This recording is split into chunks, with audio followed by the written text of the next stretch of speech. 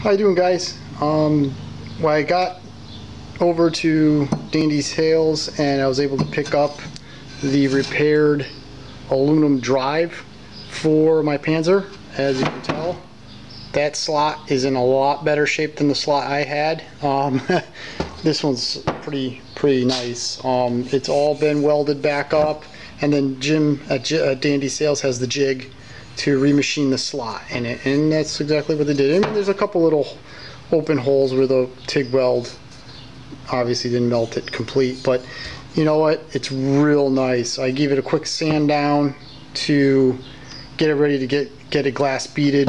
One of the things that's kind of interesting is even mine had this wear mark right here, right there, and what that is the years and years of it sliding on the U. You know, the U bracket sits like that.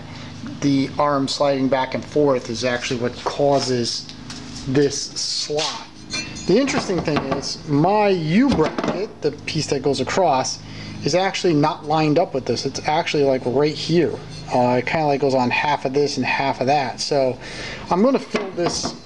I'm going to fill this in. I don't know exactly how I'm going to fill it in. I may just weld it up myself, or I may just put some fiberglass in this area, because really there's no real hardcore weight sitting on this.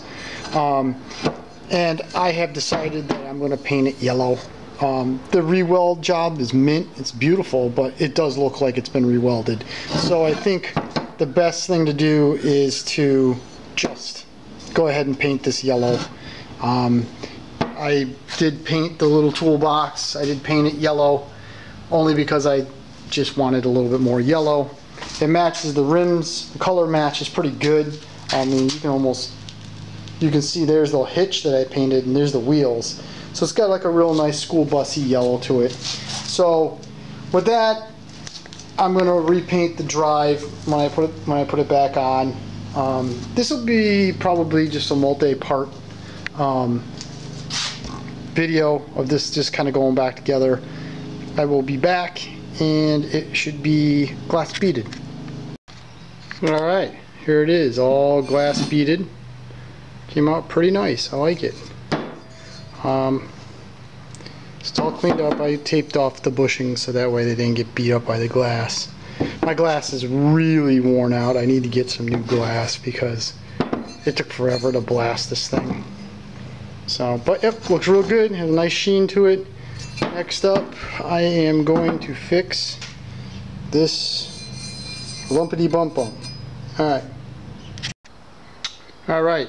The next thing I did, as you well know if you watched any of my other prior videos, I'm huge into epoxies, fiberglass resins, some other stuff. I just love using this kind of stuff. It's fun. I just like how it cures. So for that wear out spot, which is not going to have any load or any kind of, you know, there's no load on it basically. It just there. The wear out mark, I just mixed up some fiberglass resin, cut up some leftover mat that I had from the prototype hood, some of the heavy duty mat. I cut it into little tiny pieces like this, mixed up some resin. As you can tell down here, this thing's hotter than friggin' hell. I mean, you'd be surprised how hot this gets. I think I'll try to attach a picture. We had a thermometer on one of these one time, and it was like ridiculous. It was like 300 degrees, something like that. I don't know, I got it, but I'll dig it up. But you know, just put some fiberglass mat and fiberglass in there. I'll let that cure overnight. It's probably going to be cured in another 10 minutes, but I'll let it cure overnight, get good and hard. Then I'll block sand it all down so it's all nice and round. You'll never see it. The other thing I did was I just mixed up some JB Weld, again, good old-fashioned epoxies and some crap like that, and just mushed it all into the weld pits, you know, the little holes, just so it's just a completely smooth surface. I mean, this, you know, a good 30%, 40% of this is going to get sanded off. It's not even going to be there. And then everything is going to get sanded off inside this slot, except for the little pin marks of where the JB Weld went in. There was a little pit mark there. I filled it in like body filler. Same there. I think I had one over there. and then a little bit on the top. This is actually the top. There's a couple little pinholes with the welds. So all that is filled in nice now. So we'll let this thing sit overnight like this. Tomorrow I'll sand it off, get it ready for primer, and then we'll give it a coat of yellow paint. We'll get this bad boy back together. Alright, I will talk to you soon.